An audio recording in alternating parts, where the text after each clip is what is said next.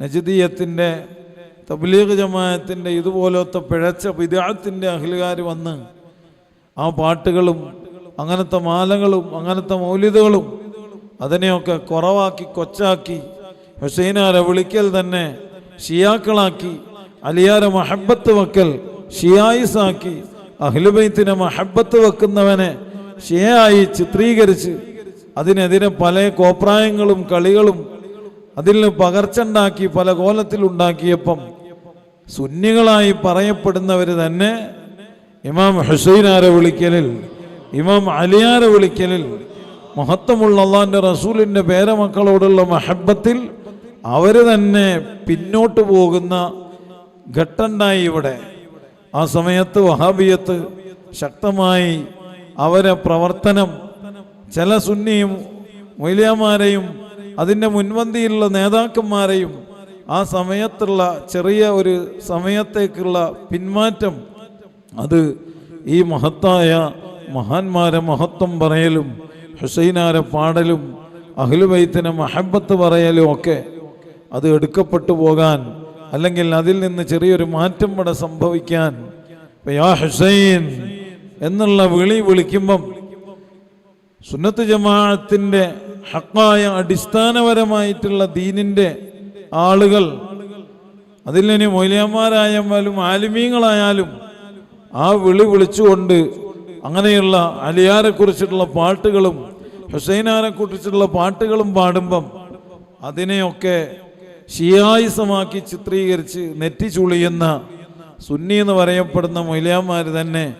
ഇതിൽ നിന്നൊക്കെയും ആളുകളെ അകറ്റുന്ന ഘട്ടമുണ്ടായി. നമ്മളെ ഉമ്മാമ്മമാരും ഉപ്പാപ്പമാരെയും ഒക്കെ കഥ നോക്കിയാൽ നമ്മളെ വീടുകളിലൊക്കെ പണ്ട് കാലത്ത് പാടി വരുന്ന മഹത്വമായിരുന്നു അഹ്ലുബൈത്തിൻ്റെ പോരിഷ, മഹാന്മാരെ കഥ. പ്രത്യേകമായി ആ കഥകൾ പല രൂപത്തിലും ഇവിടെ എഴുതപ്പെട്ടതൊക്കെ കാണാതെ പഠിച്ച് ചൊല്ലുന്ന പഴയ ആളുകൾ ഇന്നുണ്ട് നമ്മളെ ഈ സദസ്സിൽ തന്നെയുള്ള. അതാ പ്രായമുള്ള വയസ്സന്മാരിലും ഇവരൊക്കെ പലരും അങ്ങനത്തെ പാട്ടുകളും അങ്ങനത്തെ മാലകളും മദ്ഹകളും ഒക്കെ ചൊല്ലിയവരായിരുന്നു. ഇപ്പോൾ ഈ അടുത്ത സമയത്താണ് ഹുസൈനാരെ കുറിച്ച് ഒരുത്തം പാട്ട് പാടണ്, ഒരു മൊയ്ലിയാർ പാട്ട് പാടണം.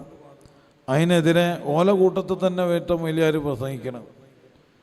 ഇതൊന്നും നമ്മളെ നാട്ടിൽ കേൾക്കാത്തതായിരുന്നു, ഇവിടേക്ക് പുതിയ കൊണ്ടുവരികയാണെന്ന് അയാൾ പറയുന്നത്. യഥാർത്ഥത്തിൽ ഇതൊക്കെ ഇവിടെ സജീവമായി പാടിക്കൊണ്ടിരുന്നതായിരുന്നു. അതിനെന്ത് ചെയ്തു? ഇവരിടപെട്ടതിനെ ഇല്ലാതെയാക്കാനുള്ള കഠിന ശ്രമം നടന്നു.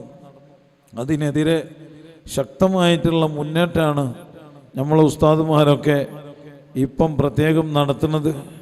ഹുസൈനാരെ മഹബത്ത് വെക്കാൻ യാ ഗൗസുൽ ആളം എന്ന് വിളിക്കുമ്പോൾ അല്ലാത്ത പേടി, യാ ഹുസൈൻ എന്ന് വിളിക്കുമ്പോൾ എന്താ ചിലർക്ക് വരുന്നത്, യാ റിഫായി എന്ന് വിളിക്കുമ്പോൾ അല്ലാത്തൊരു പേടി എന്താ, യാ മൗല അലി എന്ന് വിളിക്കുമ്പം വരുന്നത്. അലിയാരെ മഹത്വം എത്രയാണ്, ഹുസൈനാരെ മഹത്വം എത്രയാണ്, ആ അഹ്ലുബൈത്തിന്റെ പോരിഷ എത്രയാണ്. അല്ലാഹുവിൻ്റെ നൂറല്ലേ അത്. അള്ളാഹിൻ്റെ റസൂല് അത്രയും ആദരിച്ച മക്കൾ, റസൂലുള്ള അത്ര ഇഷ്ടപ്പെട്ട മക്കൾ, അവർക്കൊരു ചെറിയ വേദന പോലും വരുന്നത് അള്ളാഹിൻ്റെ റസൂല് സഹിച്ചിരുന്നില്ല.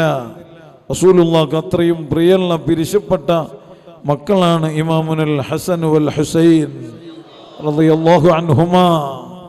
നമ്മൾ അവരെ അങ്ങേയറ്റം മഹബത്തുള്ളവരാകുക, അവരെ പ്രത്യേകം സ്നേഹിക്കുന്നവരാകുക. അള്ളാഹിൻ്റെ റസൂലിൻ്റെ മുന്നിൽ ഹുസൈനാരെ കൊന്ന ഘാതകൻ യസീദ് എന്ന പഹയൻ, അവൻ്റെ ഉപ്പയായിട്ടുള്ള സ്വഹാബികളെ കൂട്ടത്തിൽ തന്നെ പെട്ട ആള് വരുമ്പം തന്നെ ഹബീബരായ സ്വല്ലല്ലാഹു അലൈഹി വസല്ലം മൂപ്പരെ നോക്കി പലപ്പോഴും റസൂലുള്ള പറയലുണ്ട്, നിന്നിൽ ഞാൻ എൻ്റെ കുഞ്ഞൻ്റെ കൊലയാളിയെ ഞാൻ കാണുന്നുണ്ട്, ഇരിക്കുന്ന സമയം ഇങ്ങനെ ഇരിക്കാവൂ എന്നൊക്കെ റസൂലുള്ള തന്നെ പറഞ്ഞ സംഭവം കാണാം. ഹബീബരായ തങ്ങൾ ഉറപ്പിച്ചതാണ് ഹുസൈനാരെ ഷഹാദത്ത്. അത് ഹുസൈനാരെ ഷഹാദത്ത് ഈ ദീനിന് ഏറ്റവും വലിയ അടിസ്ഥാനപരമായി ദീനിൻ്റെ അസുലിനെ അവിടെ സ്ഥിരപ്പെടുത്താനാണ് ഹുസൈനാരെ സജദ, ഹുസൈനാരെ ഷഹാദത്ത്. ദീനിനെയാണ് ഹുസൈൻ റളിയല്ലാഹു അൻഹു കാത്തത് ഭരണവും പണവും സ്വത്തും അതേപോലെ തന്നെ അധികാരവും മാത്രം മോഹം വെച്ച് മുനാഫിഖീങ്ങൾ ദീനിൻ്റെ പേരിൽ ഇവിടെ കൂടി പല ഫിതനയും ഫസാദും ഉണ്ടാക്കിയ കാലത്ത് അതിനെ ഇല്ലായ്മ ചെയ്ത് ആ നാടിനെയും കൂഫയെയും മൊത്തത്തിൽ രക്ഷപ്പെടുത്താൻ ഇറങ്ങി പുറപ്പെട്ടവരാണ് ഇമാമുൽ ഹുസൈൻ.